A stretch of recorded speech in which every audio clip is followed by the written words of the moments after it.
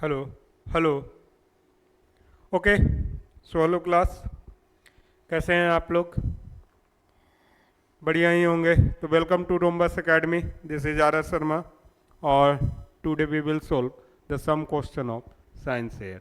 Okay, तो देखिएगा कि ये सम क्वेश्चन ऑफ साइंस जो है हमारा आने वाला exam, RRB exam, SSC JEE exam, इन सारे चीज़ों के लिए बहुत उपयोगी है। इसके अलावा भी जहाँ जहाँ साइंस पूछा जाता है उसके लिए ये क्वेश्चन आपका इम्पोर्टेंट हो जाता है। ठीक है, तो चलिए देखते हैं कि क्या है फर्स्ट क्वेश्चन। ये नोटेशन क्यों आ गया है? एक मिनट।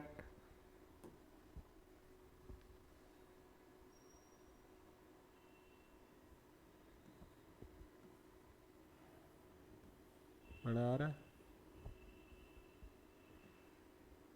हुआ फुल, पूरा दिख रहा है सबको?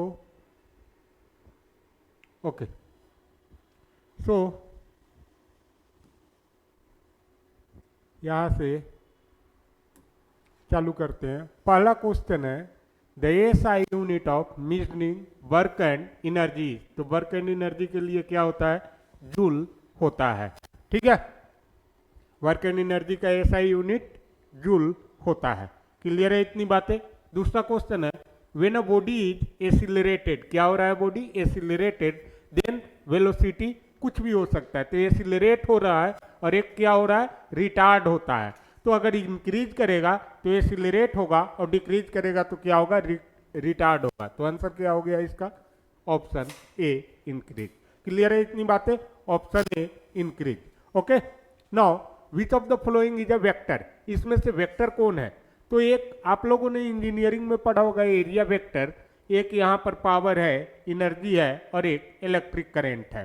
तो एरिया वेक्टर इंजीनियरिंग के लेवल से था, साइंस के लेवल से एरिया वेक्टर नहीं होगा। ठीक है, क्योंकि यहाँ लिख देता है एरिया वेक्टर बट वो नहीं है। आपका क्या हो गया इसमें? Option electric current. ठीक है, क्या हो गया? Electric current.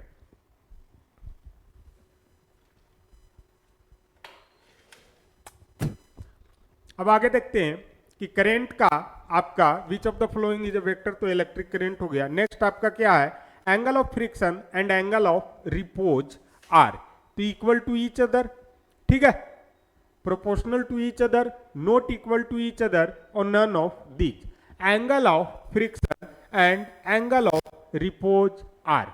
ठीक है, तो angle of friction and angle of repose are equal to each other. Clear है इतनी बातें? आगे चलते हैं कि इसमें क्या है। When a running car stop suddenly the passenger tends to lean forward. आगे की ओर झुक जाते हैं। क्यों? क्योंकि कौन सा? तो ग्रेविटेशनल फोर्स लगता है, inertia of motion, inertia of rest, centrifugal force लगता है। तो यहां पर किस में है? कार किस में है? मोशन में है। कार किस में है?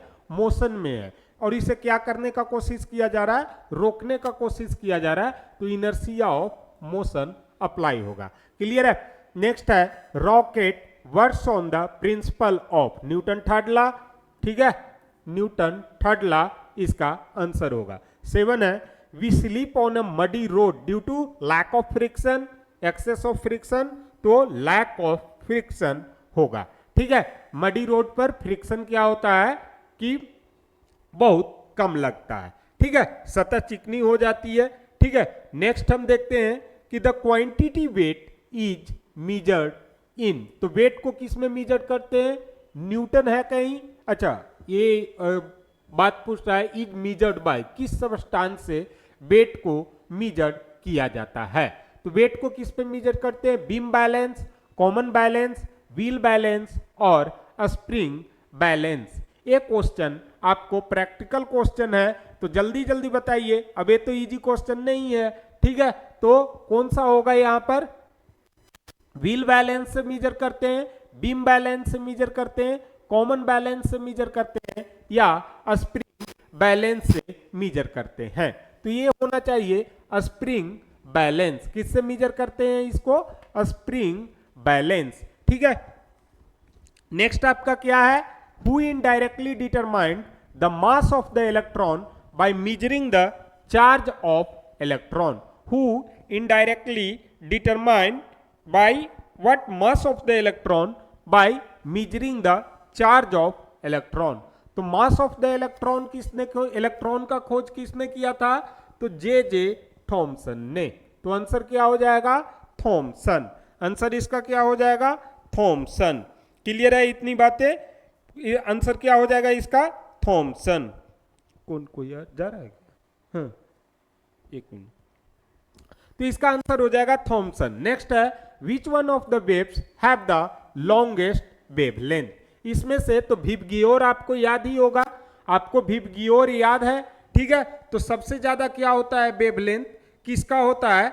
तो देखिए सबसे ज्यादा रिफ्लेक्शन जो है सो रेड का होता है, तो वेवलेंथ उसका सबसे कम होता है कि ज्यादा होता है, ये बताइए। तो सबसे ज्यादा किसका होता है वेवलेंथ? रेड का होता है, ठीक है ना, क्योंकि जब ज्यादा वेवलेंथ तभी ज्यादा दूर तक रिफ्लेक्शन इसका असर होगा, मतलब ज्यादा दूर से ये दिखाई देगा, ठीक है, ज्यादा दूर से ये दिखाई देगा। क्लियर है? नेक्स्ट अब देखिएगा,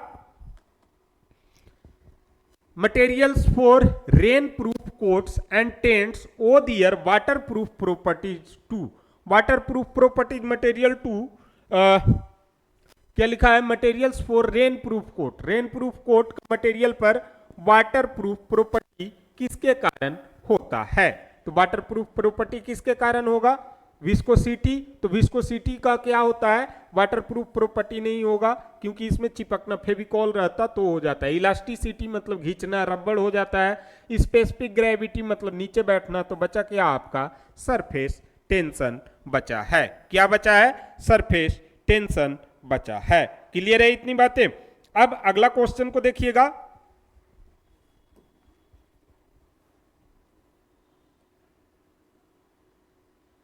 नेक्स्ट है वाटर फ्रॉम सॉइल। नेक्स्ट क्या है आपका? Water from soil enters into the root hair owing to the capillarity action. तो कहीं कैपिलरिटी है, तो हाँ भाई कैपिलरी प्रेशर यहां पर आंसर में है, तो आपका आंसर क्या आ गया? Capillary pressure. नेक्स्ट क्या है? Which types of pen use capillary action in addition to gravity for flow of ink. तो किस टाइप का पेन इसमें करता है? तो fountain pen, ball point pen, gel pen. अब फाउंटेन पेन ही तो बॉल पेन होता है, ठीक है, both ball point and gel pens. Which types of pen use capillary action in addition to gravity for flow of ink. तो इसमें देखिए फाउंटेन पेन ही बॉल पॉइंट पेन होता है, तो ये कुछ ऑप्शन को उटपटांग लिख दिए हैं मेरे ख्याल से। तो fountain pen, ball point pen, gel pen and both ball point and gel pen. Capillary action तो पेन के जेल में भी होता है, बॉल में भी होता है, तो मुझे लगता है डी ऑप्शन होना चाहिए, ठीक है, ऑप्शन डी होना चाहिए। ऐसे फाउंटेन पेन और बॉल पॉइंट पेन दोनों क्या होते हैं? एक प्रकार के ही होते हैं, ठीक है। अब ये थोड़ा सा डॉट पर है, तो इसको हम स्टार करके मार्किंग पर रखते हैं। मैं देखता हूं कि इसका क्वेश्चन मार्किंग का क्या केस चल रहा है। चलिए अगला क्वेश्चन को देखते हैं। A liquid drop tends to assume a spherical shape because of surface tension, because of surface tension, ठीक है। नेक्स्ट है the unit of magnetic permeability is. एक इसके लिए छोड़ दूं, मैग्नेटिक फील्ड को किस में लिखा जाता है? मैग्नेटिक फील्ड को किस में लिखा जाता है? तो मैग्नेटिक फील्ड को सर वेबर में लिखा जाता है। मैग्नेटिक फील्ड को किस में लिखा जाता है? वेबर में लिखा जाता है। बट यहां पर क्या पूछा है आपसे? मैग्नेटिक परमीबिलिटी, ठीक है। तो मैग्नेटिक परमीबिलिटी को किससे हम लोग करते हैं? तो वेबर पर मीटर हो जाएगा। अगला देखते हैं, देखो यहां वेबर भी दिया है। वेबर में हम लोग किसको मेजर करते हैं? वेबर में हम लोग किसको मेजर करते हैं? मैग्नेटिक फील्ड को करते हैं। परमेबिलिटी क्या होता है? Magnetic field per unit length हो जाता है। तो लेंथ का मतलब वेबर पर मीटर मैग्नेटिक परमेबिलिटी हो जाएगा। अगला क्वेश्चन देखते हैं। अब यहां पर देखो ये क्वेश्चन आपको आरआरबी जैसे एग्जाम में बहुत बार देखने को मिल सकता है। यहां पर क्वेश्चन क्या है? The half life period of a radio active substance is कितना है? 70 डेज। तो टी हाफ कितना दिया हुआ है, टी हाफ आपको दिया हुआ है 70 डेज। कितना दिया हुआ है टी हाफ, 70 डेज दिया हुआ है। तो आपको बताना है कि कितना दिन में जो सब्सटेंस है वो कितना हो जाए, 0.25 ग्राम रहे, 1 ग्राम का आपको ये दिया हुआ है। तो देखिए जब टी हाफ 1 साल बीतेगा तो हाफ लाइफ मतलब सब्सटेंसेस क्या हो जाएंगे, आधा हो जाएंगे। तो 1 ग्राम कितना बचा आपका 1 साल पर, 0.5 ग्राम बचा।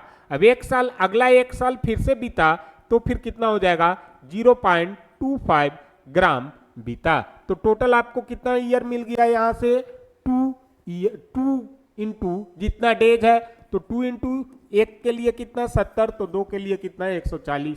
तो आपका ऑप्शन ए हो गया 140 डेज। ठीक है, आपका ऑप्शन क्या हो गया, ए हो गया 140 डेज। इतना समझ में आया।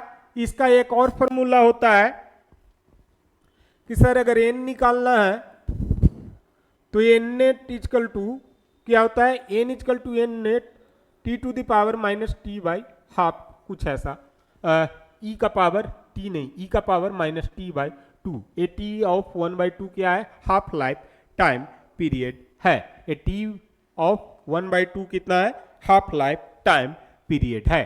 कितना समझ गए इतनी बातों को। ठीक है, अब देखते हैं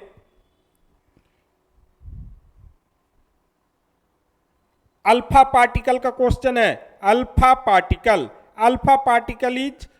पार्टिकल इज किस टाइप का होता है, पॉजिटिव और निगेटिव पार्टिकल होता है। अल्फा पार्टिकल किसका होता है, हीलियम का होता है, नहीं होता है, और क्या है,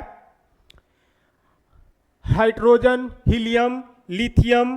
ठीक है, hydrogen, helium, lithium, okay, hydrogen, helium, lithium, oxygen. तो किसका होता है, हीलियम का होता है। मैं पहले ही बताया कि किसका होता है, हीलियम का होता है। आगे क्या है, the unit of radio activities, madam Curie ने खोज किया था, तो रेडियो एक्टिविटी का यूनिट क्या हो गया, क्यूरी हो गया। अगला देखिएगा, in the nuclear reactors moderator are use. ये भी पिछले बार जो आरआरबीजेई हुआ था उसमें ये सीधी सी क्वेश्चन यही था। तो मॉडरेटर कूलेंट की तरह यूज किया जाता है न्यूक्लियर रिएक्टर में। किसकी तरह यूज किया जाता है, कूलेंट की तरह यूज किया जाता है। तो कूलेंट क्या करता है, किसी चीज को स्लो करता है, तो slow down the neutrons. Okay, which of the following element is not radio activity, note radio active. तो यूरेनियम तो है ही है, ठीक है, रेडियम भी है। अब बचा आपका प्लूटोनियम और जिरकोनियम। तो जिरकोनियम जिंक को कहा जाता है और जिंक आपका रेडियो एक्टिव एलिमेंट नहीं है। जिंक आपका रेडियो एक्टिव एलिमेंट नहीं है, तो क्या हो गया आपका ऑप्शन ए हो गया। बाकी सारा रेडियो एक्टिव एलिमेंट है, तो आपका क्या हो गया, ये ऑप्शन ए हो गया। A pure semiconductor has. अब प्योर सेमीकंडक्टर के लिए देखते हैं, ये साइंस एंड टेक का क्वेश्चन है, आरआरबीजेई का है। ठीक है, तो बच्चों आप लोग बिल्कुल इस पे नजर गड़ा के प्रैक्टिस करें। एग्जाम होने वाला है, फॉर्म भरने का जो भी है डेट उट निकल गया है। जो फॉर्म नहीं भरे हैं अभी भी है, टाइम बहुत है, आराम से जाके फॉर्म भरिए, हड़बड़ाना नहीं है। ठीक है ना, चलिए अब आगे देखते हैं। A pure semiconductor has, semiconductor मतलब मन हुआ तो कंडक्टर बनेगा और मन ना हुआ तो इंसुलेटर बन जाएगा। तो finite resistance which decreases with increase in temperature. Resistance decrease करता है कब, जब temperature of finite resistance infinite resistance at 0 degree Celsius. अब finite resistance which increases with increase in temperature, दोनों जगह सेम बात। अच्छा, जब टेम्परेचर बढ़ाएंगे तो रेसिस्टेंस इंक्रीज, ये गलत है, ये पूरी की पूरी गलत है। अब दूसरा देखते हैं, a finite resistance which does not depend, तीसरा भी आपका गलत है। Infinite resistance at 0 degree Celsius भी आपका गलत है। तो इसका ऑप्शन हो गया A, a finite resistance which decreases with increase in temperature. Clear है इसकी बात, ये फाइनाइट रेसिस्टेंस वाली क्वेश्चन क्लियर है। आगे देखिएगा, what is the scale used for measuring intensity of earthquake. Earthquake किससे मेजर करते हैं, जल्दी बताइए। तो रिश्टर स्केल पर अर्थक्वेक को मेजर किया जाता है। ठीक है, इपीसेंटर स्केल नाम का कोई भी चीज नहीं होता है। Quake scale, quake quake quake quake quake, तो ये ऐसा कुछ नहीं होता है। क्वेक मतलब कोयल या क्या होता है पता नहीं, इंग्लिश वाले सर से देख लेना। मीटर स्केल, ठीक है, क्वेक मतलब हिलना, ठीक है, समझ गए। तुम लोग क्या सोच रहे थे कि सर कोई इंग्लिश आता ही नहीं है? अरे गद्दो, पढ़ो अभी, ठीक है। मजाक करता हूं, मजाक नहीं करूंगा तो वीडियो कैसे लाइक होगा, क्योंकि नचनिया बजनिया बहुत आगे बढ़ गए हैं, पढ़ाने वाले पीछे छूट गए हैं। आगे देखते हैं, ठीक है। तो if A lift is going up with acceleration the apparent weight of a body is. Lift कहां जा रहा है बेटा? लिफ्ट वाला क्वेश्चन याद कीजिए, ऊपर जा रहा है तो जी किधर की ओर लगा? नीचे की ओर लगा, तो वेट ऑटोमेटिकली एक्सीलरेशन क्या हो गया? माना कि एक्सीलरेशन ए ज्यादा है तो कितना नेट एक्सीलरेशन कितना हो गया? ए माइनस जी। माइनस हो रहा है मतलब कि बाजार में कुछ लोचा है, तो माइनस का मतलब क्या होता है? कोई चीज बेटा डिक्रीज होता है। तो कहां पर है? Less than the true weight. Clear है इतनी बातें? Less than the true weight. आगे देखते हैं, कॉमन सेंस लगाना है, तुरंत सॉल्व करना है, निकल जाना है, ठीक है ना, तभी कहलाओगे। और देखो सीबीटी फर्स्ट निकालने के लिए पहले ऐसे क्वेश्चन पे आपका कंट्रोल होना चाहिए। इस बार तो 700 कुछ ही पोस्ट है शायद, ठीक है ना, 700-800 के करीब है। तो सीबीटी फर्स्ट निकालने के लिए आपको ऐसे क्वेश्चन को अच्छे तरीके से करने पड़ेगा। सीबीटी फर्स्ट ही नहीं सिलेक्ट हो पाए बेटा तो क्या फायदा है? तो राहुल सर नॉनटेक के मसीहा यहाँ पर है, मुफ्त में आपको क्लासेस रोमबस पर मिल जा रही है। और हमारे कोर्सेज को ज्वाइन करने के लिए वहाँ पे नंबर दिया हुआ है, आप कॉल कीजिए और डायरेक्ट कांटेक्ट कीजिए। चलिए फिर से आ जाते हैं क्वेश्चन पर। तो a man is standing at a spring platform, reading of a spring balance 60 kg weight. If man jumps outside platform then reading of a spring balance. तो 60 kg का था, जंप किया तो पहले प्रेशर लगाया होगा, प्रेशर लगाया होगा, तो प्रेशर लगाया तो डायरेक्ट क्या होगा बेटा? वेट इंक्रीज कर गया। और जंप करने के बाद क्या हो गया होगा? कूदने के लिए पहले हम ऐसे लगाते हैं, ठीक है, वो सारे पढ़ाते हैं ना कूद कूद के, ठीक है।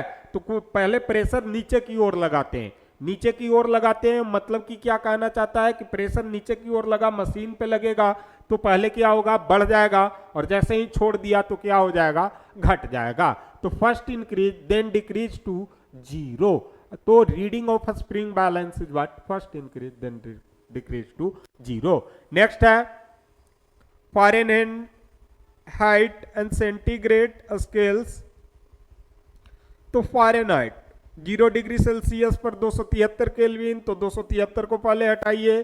Fahrenheit and centigrade scales agree to, तो कितना डिग्री पर दोनों बंद हो जाता है? 542 है, ये भी हटाइए। 15.5 भी, ये 40 भी नहीं होना चाहिए था, 42 डिग्री सेल्सियस होना चाहिए था, बट नहीं लिखा है, कोई नहीं, तो 40 पे लगाइए और आगे बढ़िए, ठीक है। चलिए अगला क्वेश्चन को करते हैं। Metabolism is the name of process in which energy transformation takes place within. कहां पे लेता है? मेटाबॉलिक। मेटाबॉलिक कंडीशन कहां पर होता है जी? अरे निकलो ना। मेटाबॉलिक कंडीशन, तो मेटाबॉलिक, कौन बोलिक? मेटाबॉलिक, तो बोलता कौन है? आदमी बोलेगा, जानवर थोड़े जानवर भी बोलता है, सॉरी। मशीन मतलब ये सब लैब या एटमॉस्फेयर या हीट थोड़े बोलेगा, नहीं, आदमी बोलता है। मेटाबॉलिज्म एक्शन कहां पे होता है बेटा? ह्यूमन बॉडी में होता है। कहां पर होता है? ह्यूमन बॉडी में होता है, ठीक है। नेक्स्ट है the specially designed semiconductor diode use as first counter in electronic circuits are light emitting diode, जिसका फुल फॉर्म हो गया एलईडी बल्ब लगा लीजिए, photo diode, photovoltaic cell, solar cells. तो the specially design semiconductor diodes used as first counters in electronic circuit. तो first counters in electronic circuits are, तो कौन सा डायोड होगा?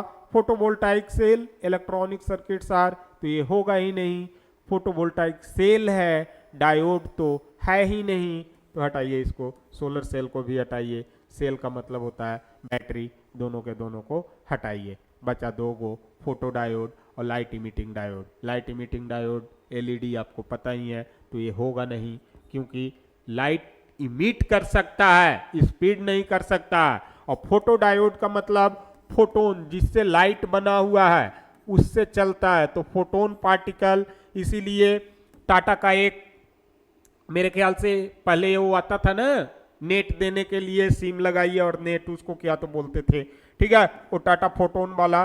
तो टाटा फोटोन नाम याद ही होगा। तो सबसे स्पीड में कौन चलता है बेटा, आपका फोटोन चलता है। तो ठीक है, आज के लिए प्रैक्टिस सेशन इतना ही, फिर नेक्स्ट डे लेके आएंगे नेक्स्ट सब्जेक्ट या इससे आगे का क्वेश्चन। टोटल 100 होगा, तो इससे आगे का क्वेश्चन जो भी होगा वो लेके आएंगे। बने रहिए, लाइक कीजिए, सब्सक्राइब कीजिए, और आरआरबी जेई, एसएससी जेई, इन सारे कोर्सेज के लिए रोम्बस को ज्वाइन कीजिए। आप हमारे दिए हुए नंबर पर कांटेक्ट कर सकते हैं, उसमें आपको टेस्ट सीरीज मिल रहा है, ठीक है, उसमें आपको स्टडी मटेरियल मिल रहा है, हमारे पास एई और जेई की सारी क्लासेस आपको मिल जाएंगी, ठीक है। उसके साथ साथ स्पेशल जो अरेंज किया गया है आरआरबी जेई के लिए, या स्पेशल क्लासेस जो अरेंज किया गया है एसएससी जेई के लिए, ये सारे मिल रहा है। साथ ही साथ आप अगर स्टूडेंट हैं, डिप्लोमा या बीटेक के स्टूडेंट हैं, तो आपको सेमेस्टर की क्लासेस भी प्रोवाइड होती है यहाँ पर, ठीक है।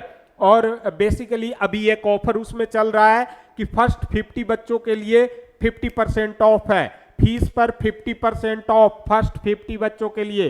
तो जल्दी आइए, एडमिशन कराइए। थैंक यू, पढ़ते रहिए, बढ़ते रहिए, और सिविल इंजीनियर बनके पूरा दुनिया को क्या कीजिए, बनाइए। Okay, thank you.